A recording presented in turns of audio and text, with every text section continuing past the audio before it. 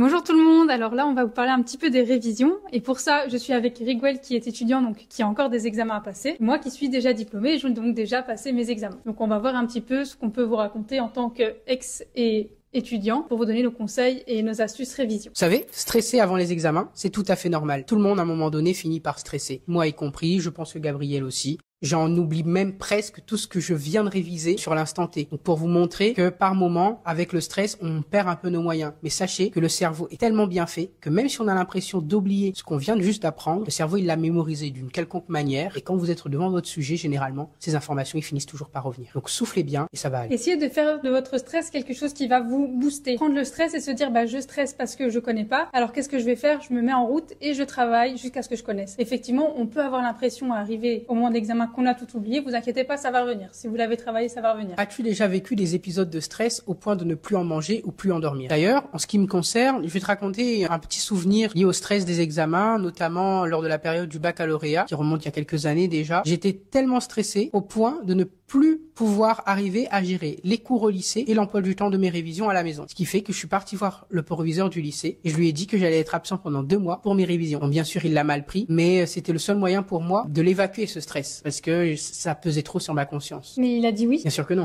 Tu l'as quand même fait. Et je l'ai fait. Mais ça va, t'as eu ton bac. J'ai eu mon bac et mention bien. Et voilà. Bon, c'est pas un conseil qu'on donne à tout le monde, hein. Écoutez-vous avant tout. Tout le monde ne doit pas arrêter d'aller en cours pour passer le bac. Mais il faut trouver les solutions qui vont à chacun. Si ça passe par prendre une pause, etc. Essayez de prendre le temps pour vous. Chacun va avoir sa manière de gérer le stress. Ça peut passer par consulter un professionnel. Et alors, en ce qui me concerne, moi, le stress, c'est plutôt quelque chose qui va me pousser. Donc c'est vrai que j'ai jamais été paralysée. Au contraire, ça va me donner envie de me plonger dedans pour faire face à la situation qui me fait peur. Et j'ai plutôt de la chance à ce sujet-là. Alors moi, avant tout, pour gérer votre stress, je vous dirais de mettre en place un cadre qui vous convient. Que ce soit chez vous, si vous arrivez à être au calme, à la bibliothèque, à la fac, peu importe, mais un endroit qui vous convient et dans lequel vous vous sentez au calme et concentré. Aussi établir un planning de révision. Vous savez que vous avez telle quantité de matière et que vous avez telle durée pour la réviser. Faites en sorte que chaque jour, vous révisiez la quantité correcte de matière pour pas vous retrouver 3 jours avant l'examen à vous rendre compte que vous n'êtes pas prêt. Et ça vous permettra aussi, en anticipant, de voir que vous avancez correctement et de vous détendre un petit peu par rapport à ça. Et puis pensez à vous aérer l'esprit à travers une activité sportive. Par exemple, moi j'aime courir ou nager ou faire autre chose. Partez courir, mettez vos baskets, courez, nagez, etc. Ça aide vraiment à vous libérer l'esprit et puis à remettre un peu toutes vos idées finalement à leur place et à vous aider à mieux vous concentrer, à être plus optimal finalement pour vos révisions ou vous pencher dans une activité que vous aimez. Alors surtout, n'oubliez pas de manger.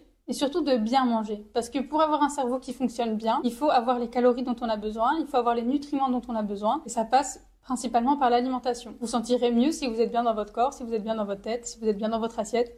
Pour vos révisions. Est-ce que manger un McDo, ça peut aider? Moi, je dirais que c'est un feel good, mais c'est pas ce qu'il faut manger tous les jours, quoi. Par exemple, faites-vous plaisir de temps en temps, un petit fast-food ou quoi, pourquoi pas, mais n'oubliez pas qu'un esprit sain dans un corps sain, et donc il faut quand même faire attention à ce que vous mangez, essayez de manger équilibré. Alors après, il faut pas faire des plats qui mettent évidemment 2 heures à préparer si vous êtes tout seul, parce que vous allez pas vous en sortir, mais il y a sûrement pas mal de petites recettes simples et rapides que vous pouvez faire en tant qu'étudiant. Et si vous avez la chance d'être encore chez vos parents, n'hésitez pas à leur demander de vous préparer des bons petits plats pour vous soutenir. Je suis tellement stressé que si je mange pas un soir sur 2, je réviserai mieux. J'ai envie de vous dire que cela est faux. Le cerveau a besoin d'énergie parce que le cerveau, c'est un véritable finalement moteur. Et si on le nourrit pas, il va plus fonctionner correctement. On va avoir des carences, etc. C'est comme une voiture. Une voiture, si on met pas l'essence qu'il faut à l'intérieur, ou si on la recharge pas, parce que de nos jours il y a des voitures électriques, cette voiture, elle va finir par tomber en panne et ne plus avancer. Donc, il faut manger. Manger en toute petite quantité, mais manger. Alors pour tout ce qui est compléments alimentaires, Red Bull, des petits trucs comme ça qui vont donner de l'énergie, alors effectivement ça peut toujours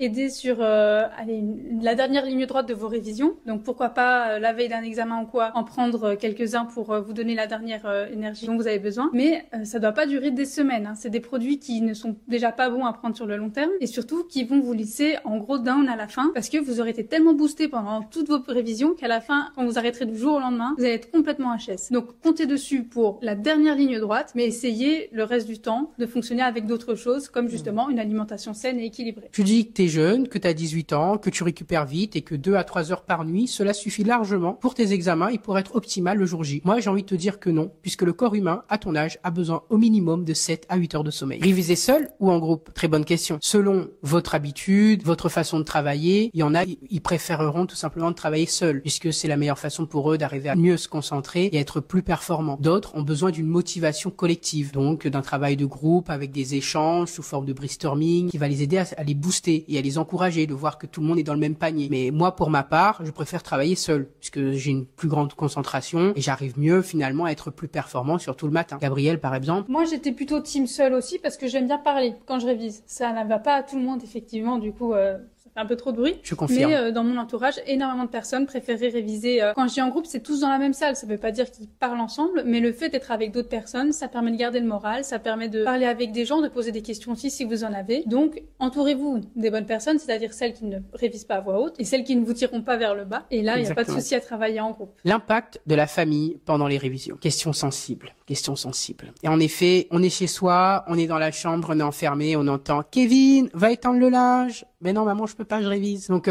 vraiment, isole-toi au mieux que tu peux. Après, il faut vraiment que tes proches, généralement, ils arrivent à comprendre. C'est pour cela que, par exemple, je quitte la maison très tôt le matin. Je préfère venir m'installer sous un arbre dans le jardin, dans la ville, tranquille, dans la voiture, et venir réviser 2 heures au calme, que de rester 2 heures à la maison et savoir que je vais être dérangé par mes parents. Après, ça dépend, parce qu'il y en a qui sont très contents d'avoir papa et maman à la maison, qui sont là pour leur préparer de bons petits plats, pour leur apporter un petit café, un petit thé. Donc voilà, après, ça dépend. C'est vrai que si t'as des petits frères et sœurs qui courent partout, etc., je te conseille de trouver un endroit un peu plus calme pour réviser. Alors, en ce qui concerne l'emploi du temps, moi, je vais déjà vous dire ce qu'il ne faut pas faire. C'est-à-dire ce que je faisais. Moi, je me réveillais très tard. Je commençais à réviser vers 11h. Je prenais une pause vers 15-16 heures pour manger un petit sandwich. Et je m'arrêtais vers 1h du matin. Résultat des courses, je ne voyais personne. Je ne sortais pas de ma chambre. Et évidemment, j'étais pas en forme. Donc moi, ce que je vous recommanderais, c'est d'essayer d'avoir vraiment un cadre concis.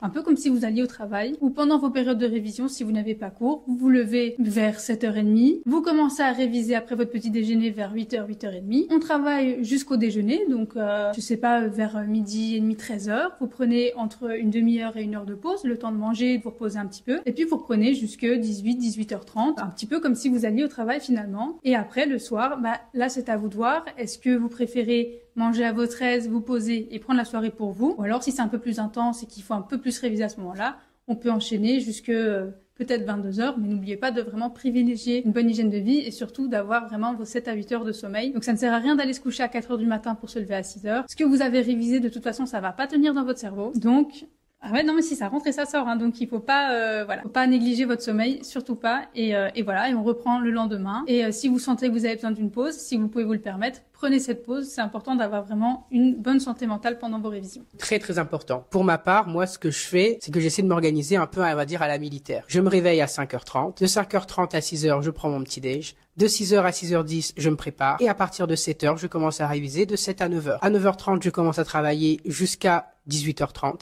À 18h30, je rentre chez moi, je me pose 20 minutes, je fais une séance de sport d'1h à 1h30, je prends ma douche et puis je commence mes révisions de 19h30 jusqu'à 20h30, puis je passe à table et je reprends de 21h à 21h30. Puis je stoppe tout et puis je me couche et c'est reparti pour le lendemain. Alors je tiens à préciser aussi que mon cadre d'études n'est pas le même que les étudiants en France parce que j'ai simplement fait mes études en Belgique où nos périodes de révision en fait sont concentrées sur 3 semaines, un mois. On ne va faire que ça. Donc on n'a pas de cours, on n'a normalement pas de boulot. On passe vraiment 3 semaines sur nos cours à ne faire que réviser. Donc c'est pour ça que moi je vous donne un planning sur la journée puisque j'avais la chance de pouvoir passer toutes mes journées à étudier plutôt que de devoir aller en cours, devoir aller au travail ou quoi. Concernant les fiches de révision, cela est propre à chacun. Moi personnellement, j'en fais pas forcément. Mais ce que je vais faire surtout sur la dernière ligne droite des examens, ça va être plutôt des petits pense-bêtes que je vais accrocher un peu à droite à gauche sur le frigo, sur le tableau de bord de la voiture, ce genre de choses pour m'aider à avoir des petites post-it flash de quelques notes vraiment subtiles, par exemple une molécule chimique ou encore le nom auricularum de l'oreille de Judas en pharmacognosie. Enfin des petits trucs bêtes, hein, mais vraiment ça dépend franchement de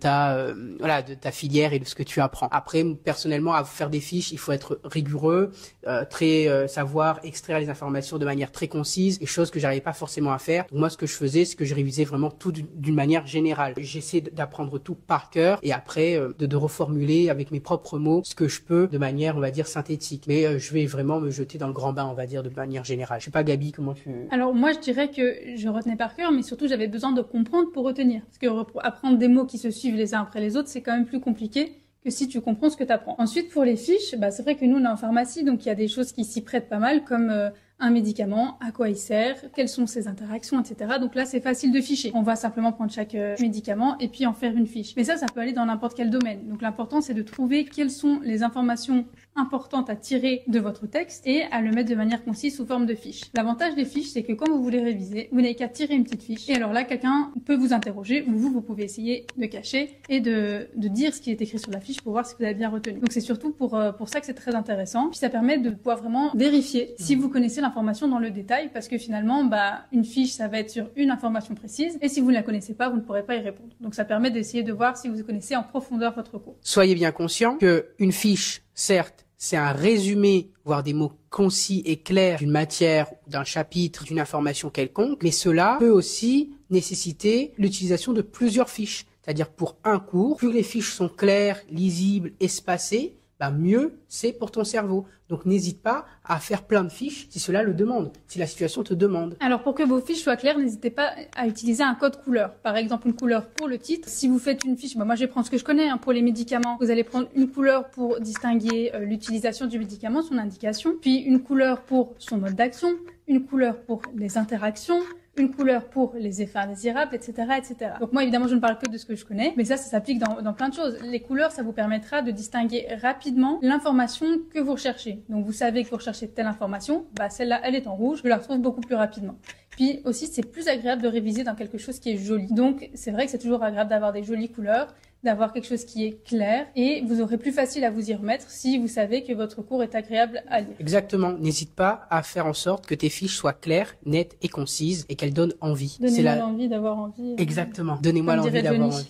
Exactement. Alors, les fiches, évidemment, il faut que vous arriviez à les relire derrière. C'est quand même le but. Donc, vous n'avez pas envie de passer 20 minutes la veille de votre examen à déchiffrer votre propre écriture. Donc, on l'écrit bien sur les fiches pour avoir plus facile après à se relire. Et surtout, si vous avez des amis qui font des jolies fiches et que vous aussi, n'hésitez pas à vous échanger vos fiches ou vous échanger vos méthodes de travail, parce que peut-être que quelqu'un aura une idée qui ne vous est pas venue à l'esprit et qui vous aidera à réviser plus facilement derrière. Donc voilà, le partage aussi entre étudiants, c'est très important. Alors, qu'est-ce que vous devez emporter avec vous le jour de l'examen? C'est tout ce qui va vous rassurer et que vous avez le droit d'avoir sur vous. Donc, vous avez le stress d'avoir faim, on prend un petit quelque chose à grignoter. Vous avez le stress d'avoir soif, vous prenez votre petite bouteille d'eau. Si jamais vous avez peur de devoir effacer quelque chose et tout, n'oubliez pas votre blanco. Il faut avoir tout son matériel parce qu'il n'y a rien de pire que d'être pendant l'examen, de se dire « Ah mince, j'ai fait une erreur » et de se dire « Mais comment je vais faire maintenant pour l'effacer? Je vais devoir demander au prof. » Voilà. Essayez d'avoir tout ce qu'il vous faut avec vous le jour de l'examen, d'être bien installé avec le matériel que vous connaissez. Comme ça, il n'y a pas de stress supplémentaire et tout va bien. La tenue vestimentaire est très importante. Bien sûr, mets-toi dans la tenue la plus confortable possible. Si tu es plus style overside, n'hésite pas à mettre des vêtements les plus amples possibles pour que tu sois le plus aéré possible, que ta tête soit aérée. Le style est propre à chacun, mais sois confortable dans ce que tu mets, sois bien dans tes baskets, parce que cela aide bien à tout simplement à recracher ces informations. Sauf si c'est un oral, faites attention quand même, soyez chic. Parce que les profs aiment bien que vous soyez bien habillés quand même. Bien dit. La musique pendant les examens. Bonne question. Pour ma part, je n'écoutais pas de musique pendant mes révisions ou avant d'entrer dans la salle d'examen, car cela me déconcentrait et j'avais peur d'avoir les paroles de la musique dans la tête à la place des noms de mes molécules. Donc personnellement, moi ce que je faisais pour ma part, c'est que je faisais des enregistrements audio du son de ma voix ou du son des professeurs qui étaient en train de dire la molécule ou citer tout simplement le dernier médicament à la mode qui venait de sortir pour que je puisse le retranscrire donc le jour de mes examens de manière concise et claire. Moi non plus, je n'étais pas très musique, mais j'ai pas mal d'amis qui eux adoraient écouter par exemple de la musique classique pour avoir un fond sonore pendant qu'ils révisent sans avoir les paroles pour pas être déconcentrés, et ça les détendait d'avoir un petit peu de musique classique. Comme par exemple avant un examen, écouter la musique, ça peut permettre de se détendre. Voilà. Après, pendant l'examen, on n'a pas le droit d'avoir nos écouteurs pour pas tricher, donc là, il faudra faire sans. Mais si tu sais que un petit peu de musique, ça va te détendre avant de rentrer dans ta salle d'examen, n'hésite pas et fais tout ce que tu peux pour être en fait dans les meilleures conditions possibles pour passer ton examen. Exactement. Pour conclure, accrochez-vous, c'est difficile, mais vous allez y arriver et après ce sera derrière vous et vous serez très fiers de vous. Donc il faut surtout pas abandonner. Je sais que ça a l'air insurmontable, mais vous allez passer de l'autre côté. Après ce sera tranquille. Il faut toujours un petit peu se tenir au courant, il y aura toujours des révisions, mais une fois que vous aurez passé ce cap-là, vous serez si fiers de vous, vous serez content, vous vous sentirez libre. Donc voilà, je sais que Rigo est encore dedans, donc accroche-toi, ça va aller. Merci.